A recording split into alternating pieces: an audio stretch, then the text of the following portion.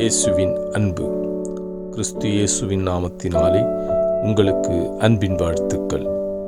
நீதிமொழிகள் 18ஆம் அதிகாரம் 5ஆம் வசனம். வழக்கிலே நீதிமானை தோற்கடிக்கிறதற்கு துன்மார்க்கனுக்கு முகதாட்சணியம் பண்ணுவது நல்லதல்ல.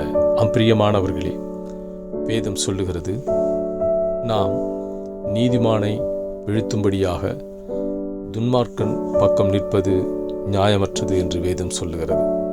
இதோ ஒருவன் நீதிமானாய் இருக்கிறபடியினாலே அவனை வெட்கப்படுத்தும்படியாக, அவனை துன்பப்படுத்தும்படியாக, அவனை தோற்கடிக்கும்படியாக இதோ துன்மார்க்கன் செய்கிற காரியங்களுக்கு நாம் துணை போவதோ, அவர்களுக்கு பக்கபலமாக இருந்து அவர்களுக்காக வழக்காடுவது நியாயமானது அல்ல என்று வேதம் சொல்லுகிறது. எனவே இதன் மூலம் நீதிமான் வெட்கப்படுவான். நீதிமான் நன்மையை செய்து நியாயத்தை செய்கிறவன் ஒரு நாளும் துன்மார்க்கத்தினால் அவன் வீழ்ந்து போகிறது நியாயமில்ல.